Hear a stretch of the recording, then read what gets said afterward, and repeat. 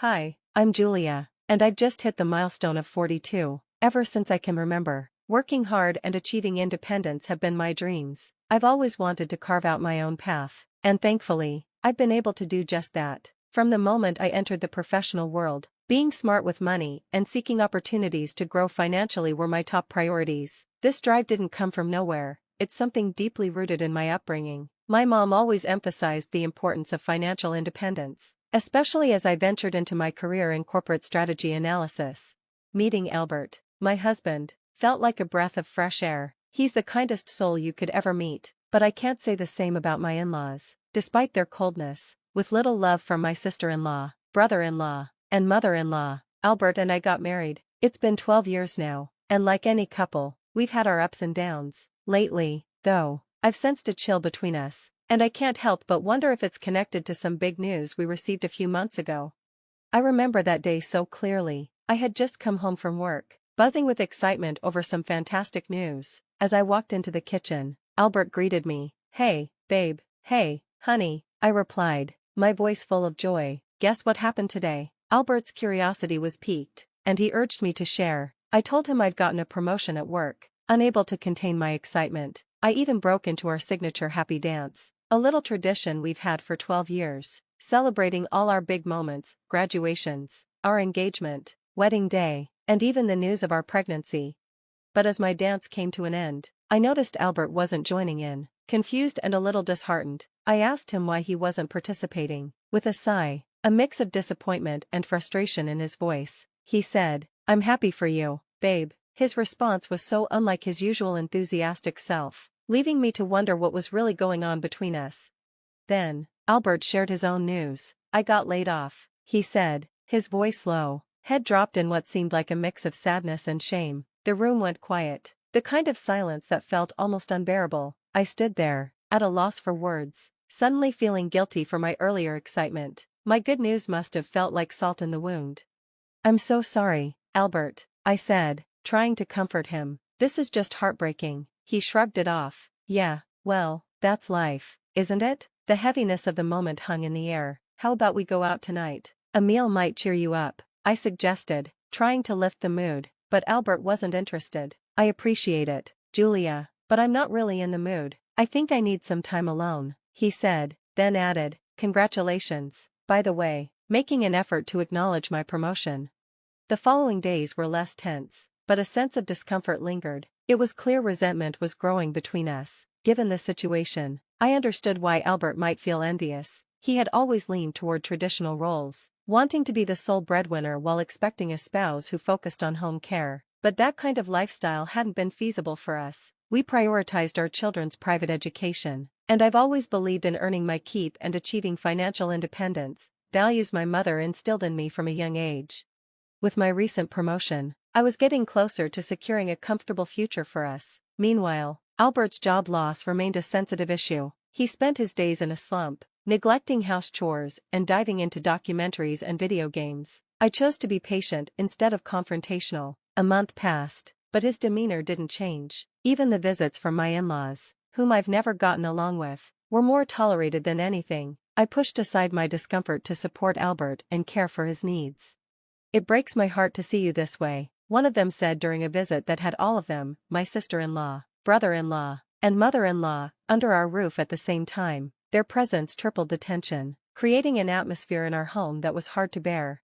I braced myself for the critical and judgmental comments, hoping that, despite everything, my in-laws' visit might provide Albert with some comfort during this tough time. But nothing could have prepared me for Roy's shocking remark.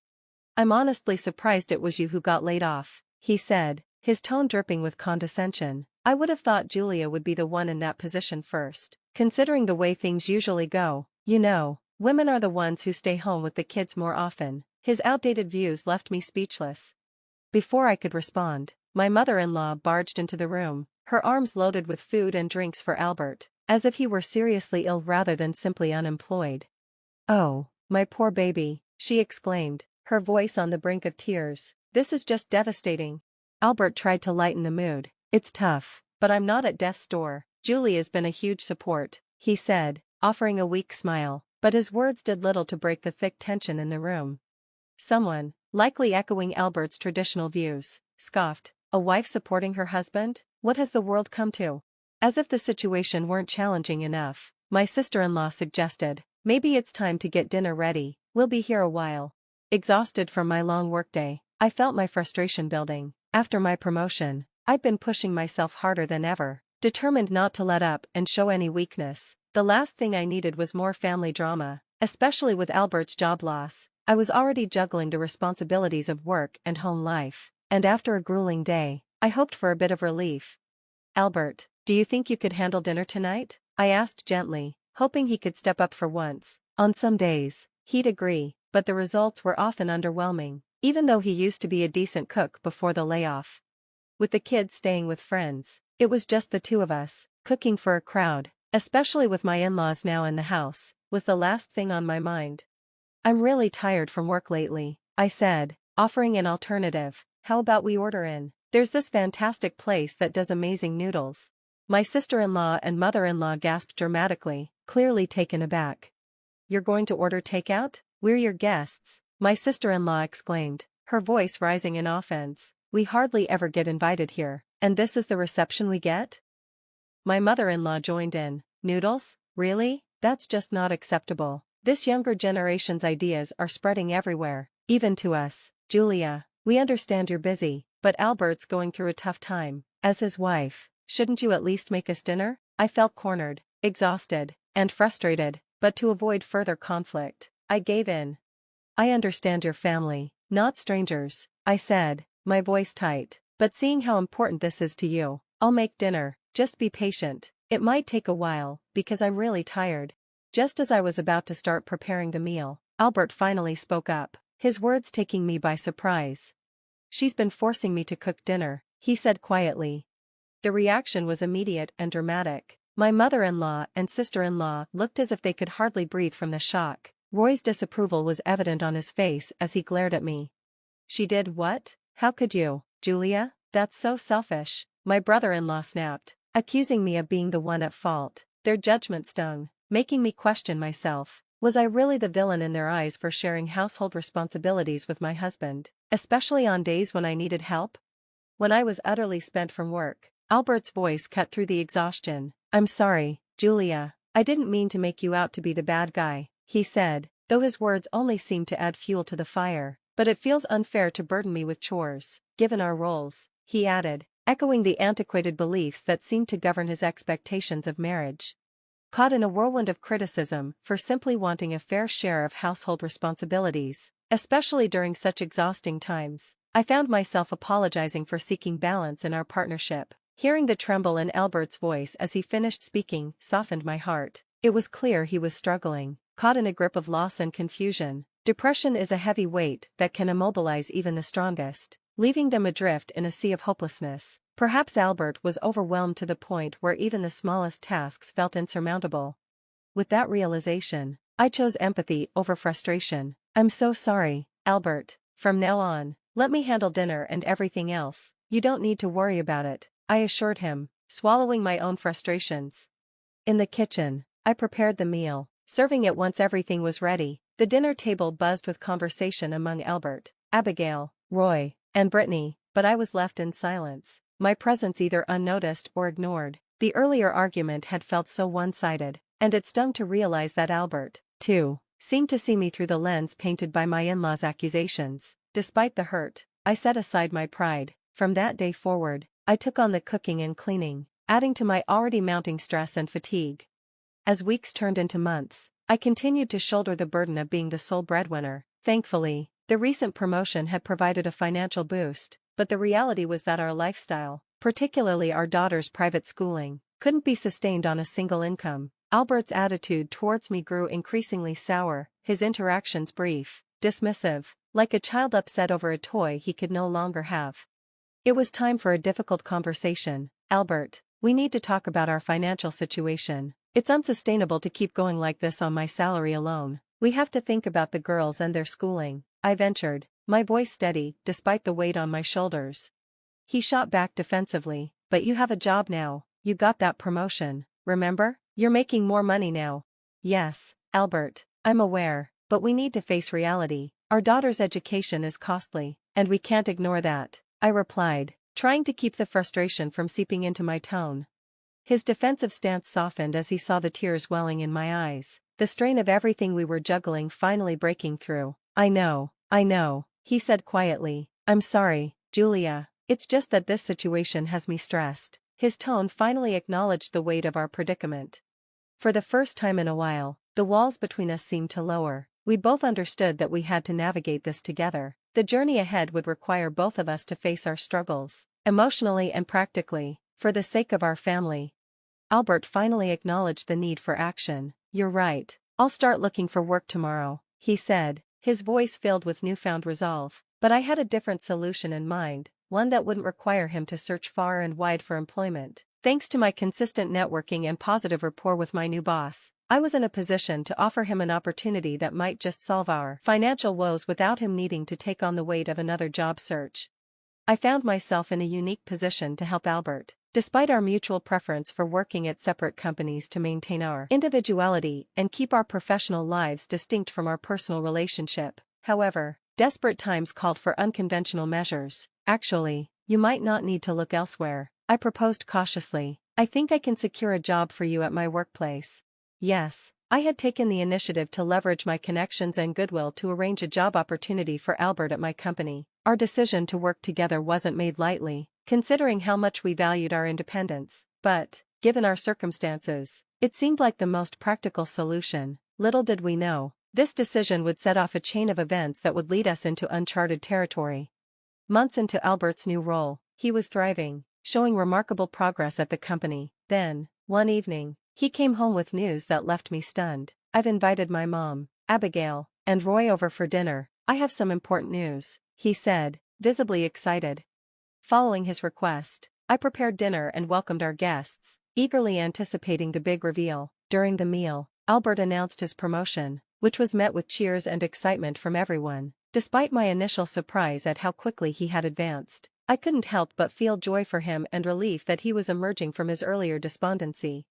But then, the celebration took an unexpected turn. Albert handed me a hotel key card, thinking it was a thoughtful gesture for a celebratory night away. I expressed my gratitude, imagining how much I needed a break. But then Albert's next words hit me like a slap. No, it's not a hotel room for us, it's a hotel room for you.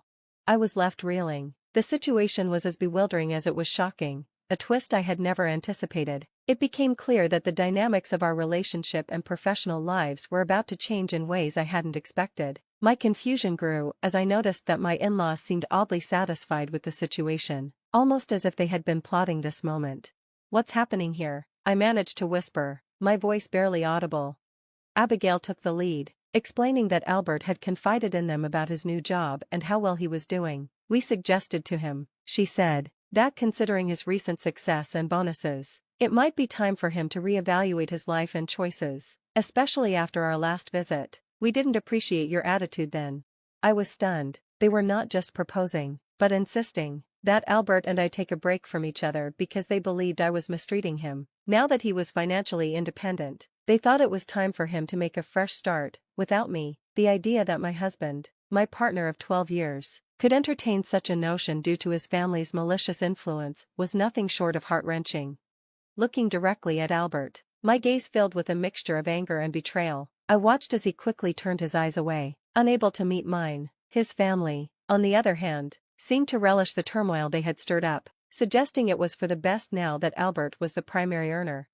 So you're essentially kicking me out of our home? I asked, incredulous. The response was cold and unyielding, steeped in the outdated belief that the man, as the head of the household, had the final say, regardless of our joint contributions. The injustice of it all ignited a fury within me I hadn't known I possessed. Without another word, I stood up, unable to contain the storm brewing inside me.